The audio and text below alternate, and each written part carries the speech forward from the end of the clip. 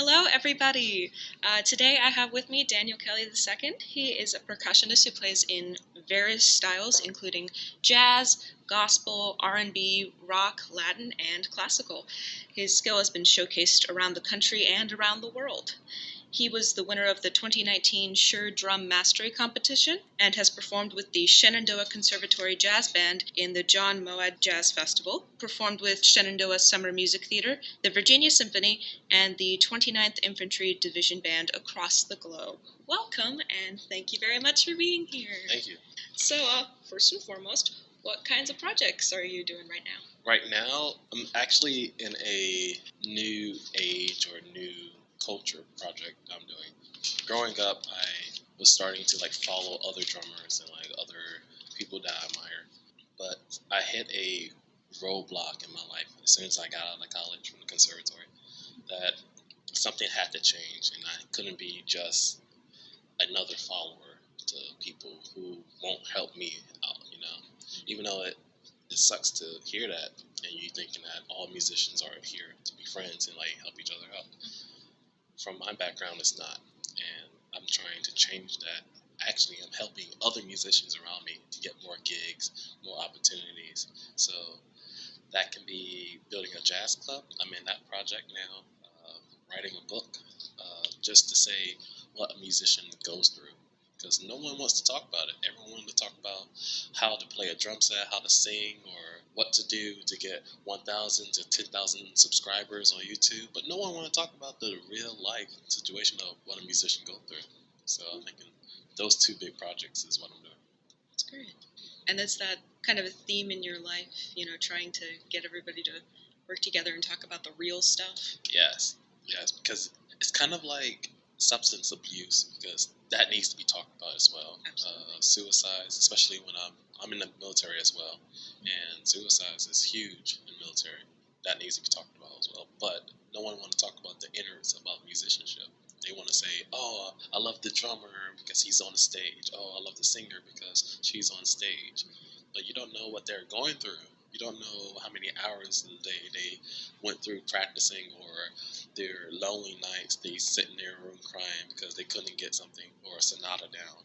So I really think that these two things, like the jazz club and the book, will definitely change lives and actually help lives and enhance them to the best. So that's what I'm trying to do, while still performing and teaching, making more products. So I like it. What is your vision for the jazz club? That's a good question. Well, I really wanted to cultivate a new culture in Winchester, Virginia, because as a graduate from Shenandoah Conservatory, there are tons of jazz artists from there, rising artists, and even jazz professionals there. You have Army Blues professionals, you have jazz ambassadors professionals, you have tons of artists there in this area. But there are not a lot of venues in this area specifically that want that jazz. Or you have to go to DC, you have to go to a different state.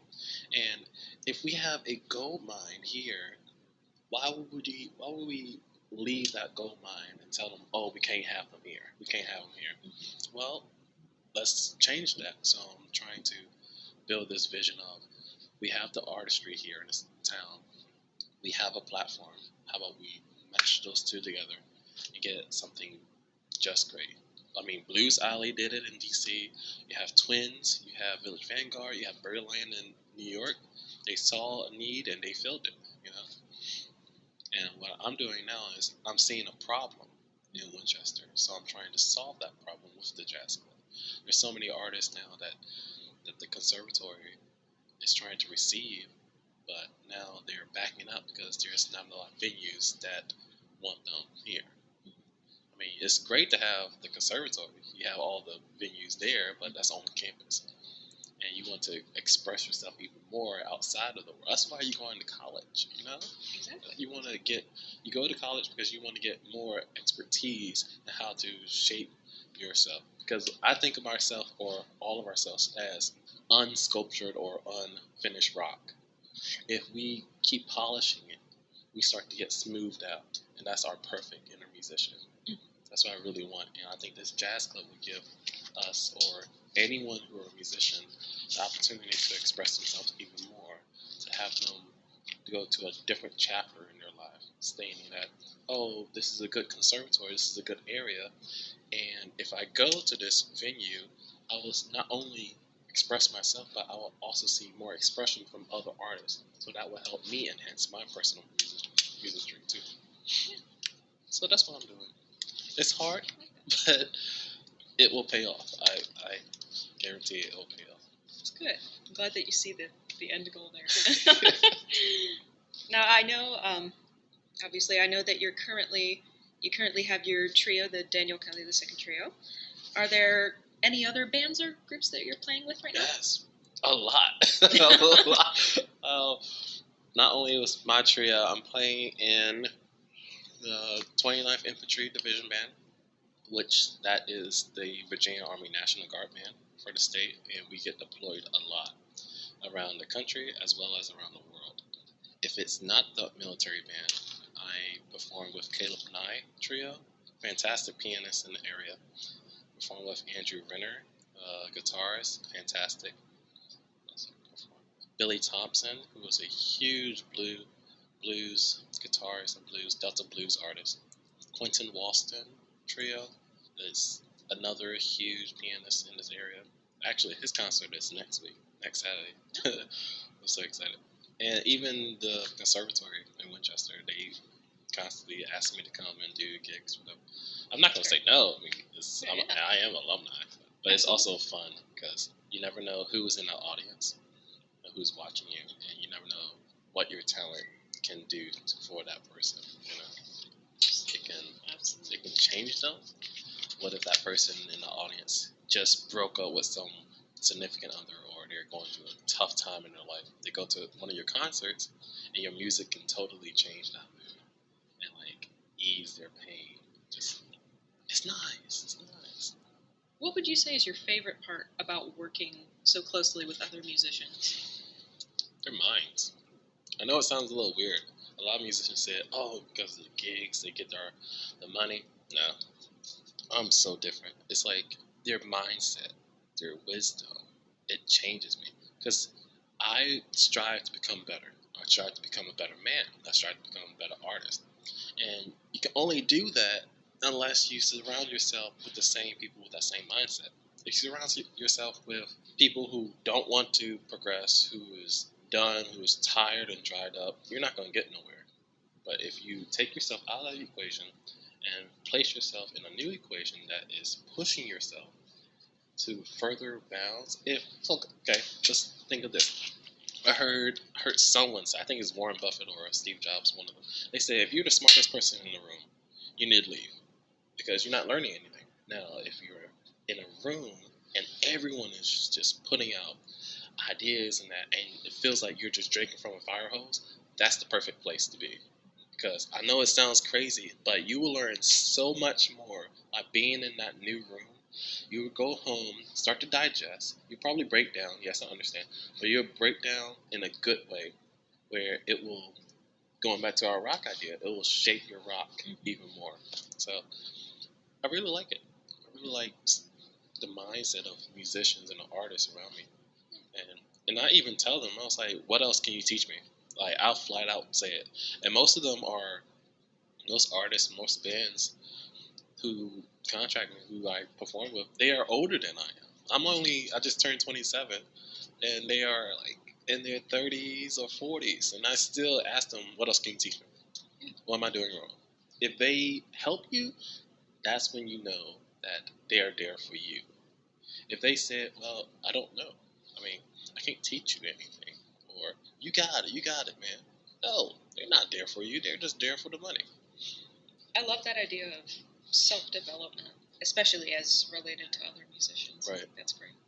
Kind of follow-up question, what do you find difficult about working with other musicians, and how do you deal with it? I'd probably say vision. Because each artist have this vision of they want to go somewhere. And if they invite you, they know that you can produce that other part of their vision. But most of the time, especially for me, sometimes we don't say the whole vision, the whole plan to the artist. So then we are left guessing. We're left like, okay, what do you want me to do? Or what else are you thinking of? So that's like a difficult thing for me, especially for me giving it and me receiving it. Because I know I'm not like, perfect. I'll be lying if I say I'm perfect. I'm the best musician. No, I'm not. No, I'm not. I'm striving to become better.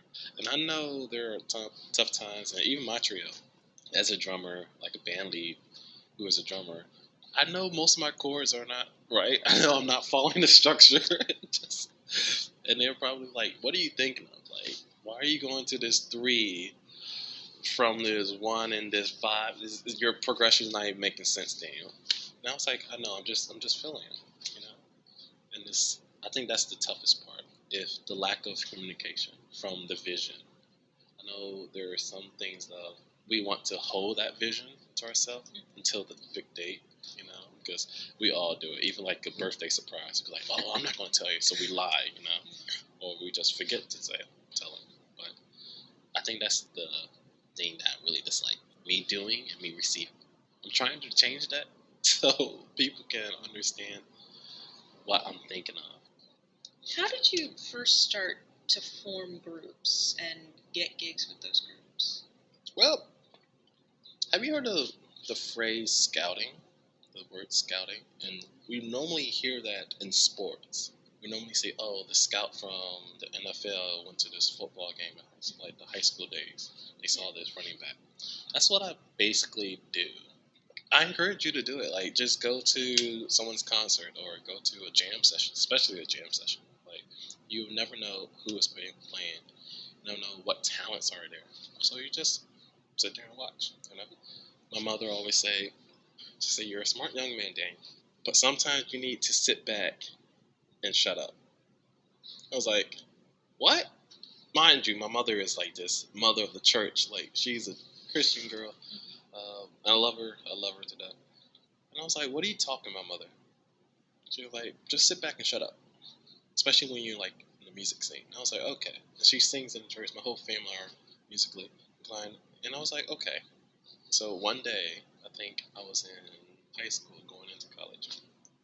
I did it. Like, I went to a jam session. Instead of playing, I just sat back and watched everyone. Listen to who's there for their voice to be heard and who's there just for the money, you know. Because you can definitely tell, like who's there expressing themselves fully and who's there just for their check. Because it's a difference. Like, especially in, I hate to say it, especially in church. Like, there's this thing like gospel drummers sometimes do it. If the gig only pays $20, we'll play $20. Play it like it. It'll just be a simple beat, no fills. Gig plays $50, we'll play $50. If gig plays 100 or more, putting the whole body into that drum set. But I started to think of it, and I started to see it. Like, it's true. And that I kept that mentality or that scouting act throughout college and even out. And then I put my voice into the stage as well. And I noticed that people are doing the same thing towards me. So it's kind of like a two-way street. And they was like, hey, yeah, you sound good, brother. Or it's be me that's saying that to them. Then I just exchanged from the card, and a couple of days later, it was like, hey, we have this gig coming up. You know, it's kind of like your open audition. And I encourage you to do it, you know. I know singers are different from like drummers and instrumentalists, but we're still musicians. You guys are still artists, you know. So you guys have a voice that you need to be heard. It needs to be heard. Just find it your own way. You know, if you want band, just do the same thing I did. If you don't know any drummers, don't know any guitarists, you can have friends. Your friends are, if you have great friends, they are the best tool ever. Or just internet, you know. Find what area we're in and find any jam sessions or any concerts. Go to their concert. You're actually supporting them as well, and you're actually listening to their talent. Like, is that bass matching my voice, or I don't like how he's playing, but can he change it up? You know. I like that. That's good. You also let me know that you don't just work with other musicians in band. You also teach lessons. Yeah, I really do. Yeah. What drew you to teaching? My old high school band director. Let me rephrase that. My last old high school band director. Coming in high school, it's a little weird. I explain. Most high school band students, they only have one high school band director. What that means is they have them for all 4 years. But the unfortunate part was when I came into high school freshman year, I had one band director. Sophomore year was a totally different band director. So we all know like how new leadership goes, especially in band. Then junior came in, a new band director. I was like, wow. But this band director, the junior year, stayed for my senior year, and it actually switched. Like it turned on a switch in my brain because the high school days, I was in marching band. Everyone knew me as DK, and like the drum captain and stuff. My freshman year was high step. If you know anything about high step, it's like southern schools in the United States or southern colleges. They high step, so they march higher instead of doing all these DCI moves and core style. And sophomore year, that band director wanted to do a hybrid of that. So yes, high step and core style. It didn't go well. But the junior and senior year band director, he squashed that, just did all core style, and that changed me up. I was like, oh man, this is what I wanted for. And he showed me how to sound better, how to produce better results, and how to pass that along to other people. So when he transferred, so when I got out of high school, he also stayed there for one more year. Then he went to Loudoun County to teach. And he called me up one day saying, hey, I need someone to run my percussion section. Can you do it? I was like, okay. I've never done it before, you know? So I came over here to school, this new school. He taught me how to teach them correctly, you know? And like what to say, what not to say, what to do, what not to do. And if someone was stuck, you show them how to do it. And it's kind of like a compliment sandwich, you know? Like tell them, oh, that's great, but you didn't do this right. And most people, most instructors, they just leave it at that. Or they said, that's fine, you will get it later. You're still not learning anything. What he's saying was, it's just like deluxe sandwich or deluxe compliment sandwich. You say what's good, and you really express what they did wrong or what they noticed that was difficult for them. Then you break it down and tell them, you can do it, try it again. Just keep repetition. Just building up that foundation and bringing it up. I was like, nice. And I saw it clicked because I saw his program there. It grew tremendously from his new school. We started from, I think, around 50 or 60 band kids. And we demolished a lot of bigger bands. It was, I'm talking about like 200 plus bands. I was like, yes, I love it. And the next year he grew up to 80. Next year he grew up to 190. It's like, I love his teaching strategy. And he gave me the tools to teach. So I took it to the next level to teach drum set. And it was difficult because everyone is different and everyone has different backgrounds. But I still saw the light in each one, saying, it's okay, I'll start to motivate them and then just break it down to them. If I did my research on them, say if they were really good in Latin, or if they really good in gospel, or they really want a certain expectation or had a certain expectation or they have a goal, I did examples of what they were doing so they can be more energized and more engaged into the lesson, you know, because we all been to lessons where it was so dried out and boring and the teacher is trying his best or her best and we were just like, yeah, what time is it? All right, 5 more minutes is mine, you know. Like, it's there. But it's, and I'm not perfect, you know. No, I'm not perfect. I strive to become even better. But even teaching kids up to adults, it's still a challenge for me because everyone is different. But it's a good challenge because it's not only bettering them in musicality and drums and world drums, but it's also bettering me of my stage presence, my talking because I have a tendency to talk fast on stage. I don't know why, but I have a tendency to talk fast, and they help me to calm down. Then I can show them what to do and give them clues or hints how to increase their skills even more. So it's good teaching drums. Now, you were once a young musician too. Yeah. Yeah. How old were you when you first started playing drums? Ooh, I was unofficially, maybe officially, I don't know, 2 years old. That's what my mother said. Growing up in a gospel church, you start young, especially when your father, mother, sister, brother, uncles, aunts, nieces, nephews, grandmothers, grandfathers are all musicians. You have to start young. Yeah. And my mother thought it was a great idea to put this 2-year-old right next to the drum set in this huge church, and the drummer just wailing, just performing.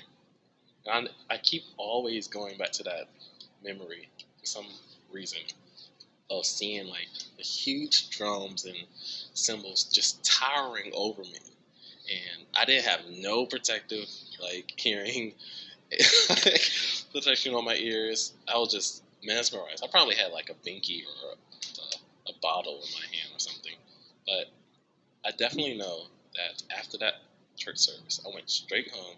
He took me home, and I went to my parents' kitchen, took all the pots and pans out, and grabbed her spoons, and I actually physically made a drum set. It was remarkable. My mother took a picture of it, and it was one of her pots were in the middle of my legs as a snare drum. 3 pots were around my right foot. Maybe another pot to my left. And I just dang it. I mean, it wasn't complex rhythms. It was decent, maybe quarter notes, bang, bang, bang, bang, bang, bang, bang, bang, bang, bang, bang. It was audible though. It was clearly in. They thought someone was breaking into the house. They came in the kitchen and they saw me playing. So at 4, they kept doing it every single Sunday, bringing me to the drum set. And around 4 years old, they got me a kiddie drum set. I grew out of that. I probably broke a stick or something. Then they got me another drum set. The next year, I grew out of that. I probably busted the head in it. I was like, they keep bringing me drum sets, and I keep breaking it. So I think around middle school, one of my cousins had a drum set, and I was able to play on his drum set for the remaining of my middle school days. It's just lovely until one competition, a 4-H competition. I entered for a drum set solo, and I didn't have a drum set, fully. So I was in middle school at that time. Fully drum set. And my cousin let me use his. I won the regional one, and I think it was regional, district or regional, one of those. And I went to the next level. So the championship, I think it's state. And I didn't have a drum set. He was leaving town. So the church found out, and they pitched in money. They called me one Sunday. I don't know why the bishop always do this. He always called me and say, "Hey, Dan, come down to church." So he called me down the aisle in front of hundreds of people, and he gave me this offering plate. He was like, "Stand here." He said what he had to say to the audience, and everyone stood up from the pews, started coming down and starting to put money in the plate. I was bawling tears. I was "Oh my gosh, I can't believe this is happening." What is happening? I still didn't know what was happening. Then he looked at it. He was like, "This is for you to go to states." It's oh my goodness. Then I looked at my mother, who was in the 3rd row. I was like, "You did this." So yeah, I love it. And I think starting at 2, ages 2 really start me off of where I'm at now. So church was really your first kind of public experience with Yes, you could say my first public stage. Yeah. How did that help to start you off? It definitely opened my eyes to gospel. Definitely. It gave me new insights from other gospel drummers. See how they play, how you should play, air quotes, in gospel. but it still felt like I wasn't progressing. Like I was progressing in the church scene, yes, because as you're a drummer, like everyone knows you, like everyone knows you as a drummer in the church. But I wanted to become different, and felt like all the drummers around the church and in that state area, when we go to these grand conventions, they play the same, they sound the same. And when you look at a gospel convention, like a black gospel convention, and you see the musicians corner, you see all these people standing behind the drummer. That's all drummers. Those are all drummers. So they're just like waiting their turn or waiting to spill the beans on what's their next lick on drums. It's like, why? So I wanted something different. So I think, yes, I'm very grateful for the gospel scene being my first stage. It helped me grow, my first step to the other genres. So I'm curious, in general, what and or who inspires you? I'm curious too. Man, well, at first it was my mother, and it's always my mother. Always my mother. My family definitely inspired me, but when I got even older, I surpassed my family in the drumming scene. They already knew that. It was like, we can't play it like you, like, so go somewhere. So I went to college and started to play with other artists and other professionals. It's kind of like everyone who has connected with me, or I have some sort of connection with through music, they inspire me. Like when I went to London for the Shore thing, I met the Shore team. They inspired me to become better in business and music. Then I met Ash Soam, who's famous for like playing drums for Adele and The Voice and Sure. He inspired me. Then I saw Aaron Spears in London. Miraculous, like out of nowhere, we were on the same flight going home. He inspired me as well, so we connected. Then even back in the United States, all the tours I've done around the United States, different musicians, different artists, they inspire me to push myself even better. And even when I did the tour for Princess Cruise Lines recently, I was a drummer, the house drummer for the ship, and everyone on that house band I'd never seen before. I'd never heard of them before, but they were not from Virginia. Everyone was from maybe Brazil or Ukraine, Russia, Texas, Australia, China. Like everyone had their backgrounds. So I started to like feed. I'm like this little kid at a buffet, just went to a buffet. Your father or mother gave you a plate. They told you, follow you everywhere you go, and you just run off. You'd be like, I see macaroni and cheese. I see pizza. I want this lasagna. I want the shrimp alfredo. Like, I'm that person of like, my plate, my musician plate is here. It's empty. I want to start to get it. So I really love when I connect with so many different artists, especially not from my area of expertise. You don't have to be a drummer like to inspire me. You can be a singer like yourself, or a music manager, or someone who's in music. I just want to pick your brain because you will inspire me some way or another. You mentioned the Sure Drum Mastering competition. Yeah. Why did you apply for that? At first, I wasn't. A lot of people didn't know this. At first, I was not going to apply because I did the Guitar Center drum off competition in 2000. I still have the shirt. 2012, I believe. And that's when I was just entering the real world of not sounding like a gospel drummer. Because when it comes down to drum competitions, you cannot sound like one genre. You cannot sound like it. You have to be your own voice. If you studied in marching percussion like I have, or gospel, country, classical, rock, Latin, whatever, you need to bring all that into your solo. And when I did Guitar Center drum off, I saw the judge panel, and I knew one of the drummers. I was like, okay, but I didn't play outside of the box. That's when I was like young and didn't know my technique of bringing the box open or playing outside the box. I was always inside that box. So gospel, you got to sound like a gospel drummer. And if you want to expand, just put a little sprinkle of marching percussion in there, a little, but you still got to sound like a drummer, a gospel drummer. And I didn't pass that store round. I didn't know at that time I didn't understand why I didn't pass it. I was like, wow. So he took me, that same drummer, judge drummer, he took me to the side saying, the reason why you didn't pass, and every judge said it, is because you sound like every single drummer. It was 6 of us actually.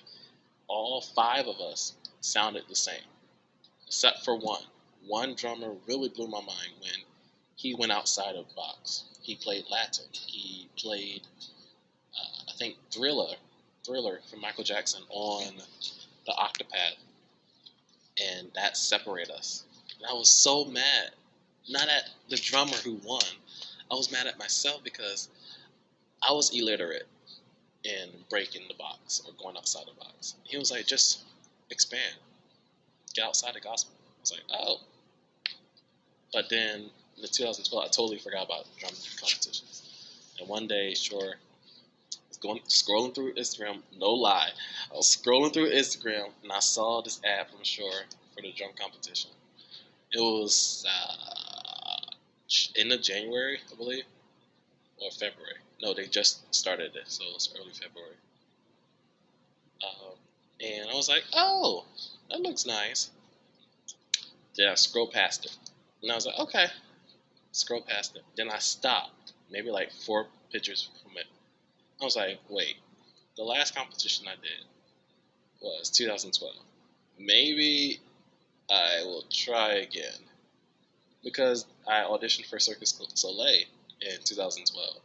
They said the same thing. They was like, you sound green. That's what the most military musicians say when a player is not seasoned in the craft. Like they don't have enough flavor or taste or seasoning. Because we all tasted bland or unseasoned chicken before, or unseasoned vegetables.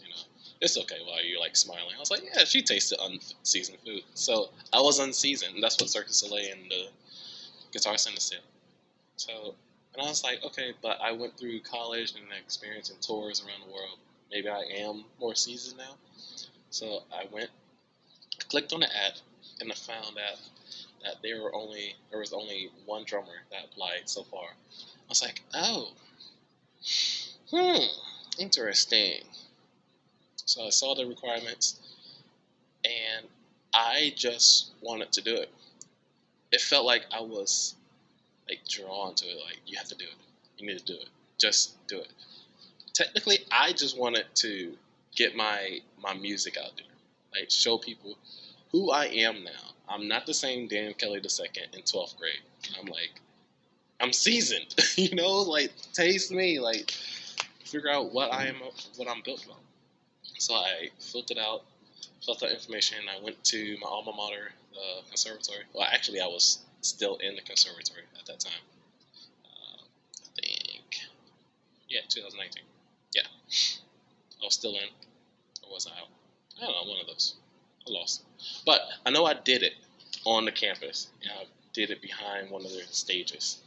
I set up 2 microphones because I didn't have little to any microphones at all. Maybe a cheap Amazon microphone set. One overhead and one bass. Had my full setup. I did a solo just on the spot. I practiced it probably 3-4 times. Just different pieces of okay, got to put my Latin in, have to put gospel in, have to put something that I've been working on, like Match Ropes, Mr. Hi-Hat, and different areas. I started to pick, and I noticed while I was picking, I have already changed from 2012. 2012 was just one mindset. Now I have these 8 or 7 different things in this box, and the box is getting so full that it breaks, it cracks, and it's allowing more things to come in. So it starts to split open. So when I was going into it, I started to see the roadmap of it. I was like, yes, I love it. So I had to hurry up and record it. I think I recorded it twice. because I got so tired of trying to practice it. So I got to get this through. So I did it once. I was like, yeah, this feel good. This feel good. So I did it twice. I was like, okay, now I'm tired because I'm sweaty. Then I hurry up and sent it to them, and through all that, I think that was like 3 days of like doing it. I was still the second drummer to apply. Then later that February, everyone started to come in, and no lie, I saw each and every drummer video. It was 1,000. Was it 1,000? It was a lot of drummers. I forgot the number, but I saw each and every drummer video at least twice. I saw the fan favorite, which was a little different. What were you thinking when you won? Oh, I was. oh man! So let me go back. So after that, I saw each one. I saw a few that I really liked, and I was like, okay, they got me. Especially from the United States. I was like, they got me. But I know they said they will pick a fan favorite and country a winner. Then those country and fan favorite will be elevated and then judged with another panel that I did not know by another panel to be in the top 3. Then that top 3 will be judged by a totally different panel. I was like, what in the world? I found that out after. So email came in. They said, congratulations. I just saw congratulations. I was not even thinking about winning. Like, I didn't think that they would choose me for anything, I just wanted my music to be out there, honestly. The first email saying, congratulations, you are the United States country winner. I was like, get out of here. Get out of here. I was like, my little old self. Wow. I was like, wow, okay. So that put me in the running for the top 3.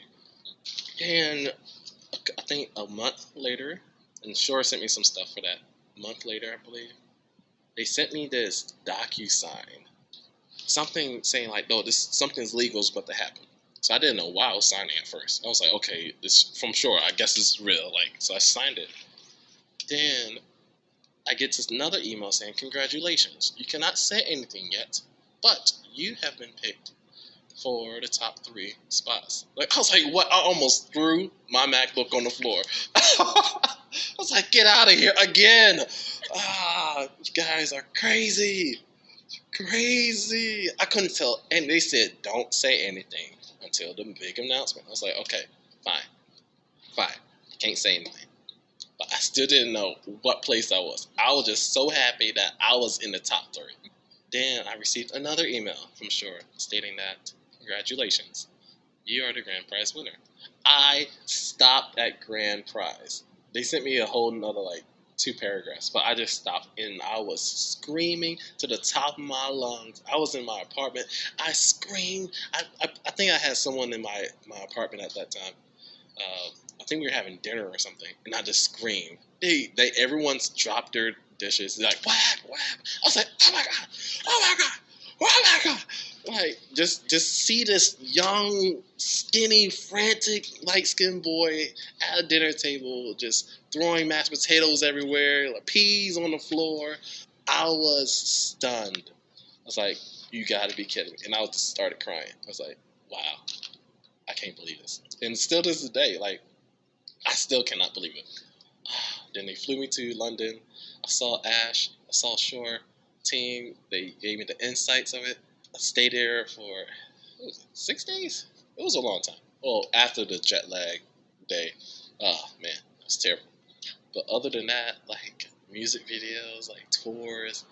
Came back to the United States. Came back to Virginia on the same flight as Aaron Spears. We convened and talked before we entered the plane. Then we came off. He was like, all right, man, just hit me up on Instagram. I was like, all right, sweet. Got home. Someone picked me up. Got home. And I was still crying. I was like, I can't believe what happened. It's a miracle. And it's a blessing for me, And I thank Christ for all of it. I was not expecting it. It's kind of a general question, and it could mean specific instances or general feelings. When do you feel most accomplished? Now that is a tough question. To be honest, at first, accomplishment means approval from people at first. That's how I perceived it as young. Because that's how I was taught, but not from my parents. So the outside world taught me that, saying, oh, accomplishment means people will know you, people will see that you're doing great things, see that you are somewhat. But at that time, it didn't feel like it. And now, since I'm older, accomplishment means when I start to be myself on stage. Like when someone calls me for a gig and saying, "Hey, I need this trio for 2 hours or 5 hours, 4 hours," I said, "Okay." And when everyone is producing their talent at the best of their ability, and we're all breathing, we're all having a good time, and we leave that gig with no broken bones, and we're all on in harmony. Let's say that I feel accomplished there. You know, when basically overall, I feel accomplished when the harmony around me is nice. It's perfect. Like the interview right now, I feel accomplished because of being interviewed, or when the jazz club opening, or even the idea opening, and people start to see that idea, I already feel accomplished. And when people come to my concerts, or even reply or like my Instagram post saying "great job" or like good comments, I feel accomplished. Even though on Instagram I have less than 2,000 followers, I have less than 100 subscribers on YouTube. I still feel accomplished. Because one day it's not about the numbers. Like how many people can I touch my talent that will actually be touched. I feel accomplished every single day. Sort of connected to that, what's your idea of success? When your heart feel at ease about something, after you finish something or after you completed something, you'll step back and look at it and be like, that felt good. That looks good. That's success for me. Okay, even example, like when I went to London for the Shore thing, as soon as I got off the plane, Shore was there with my sign, my name on it. I felt successful, like I made it. Have there been any significant setbacks in your journey so far? Yes, actually, there have been a couple of them. I don't curse them. I don't regret them, because your setbacks in life will enhance you even better. If you're a religious person, like Christian belief, I know I am. They said God or Christ, who is the same thing, the same person, he put difficulties, he put troubles or obstacles in our path, not to hinder us, but to prepare us for that goal.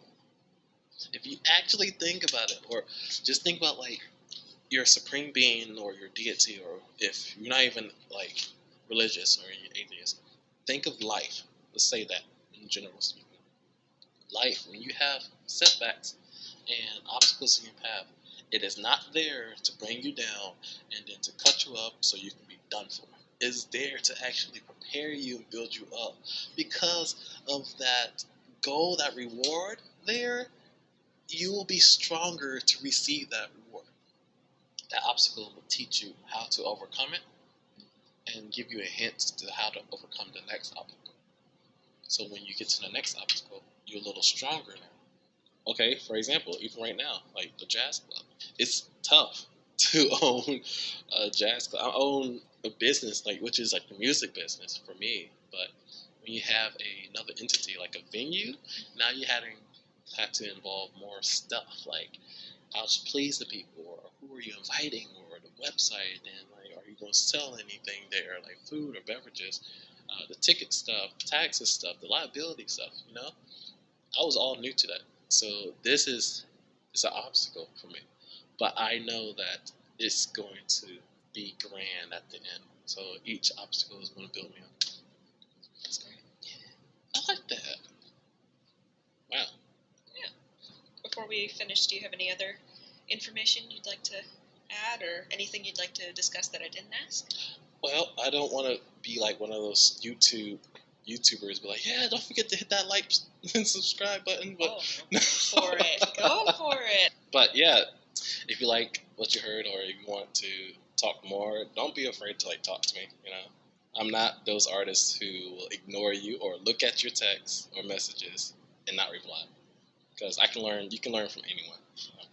So you can follow me on Instagram at Daniel Kelly II, on Twitter Daniel Kelly II, Facebook is the same thing, Daniel Kelly II. This is a nice trademark right here.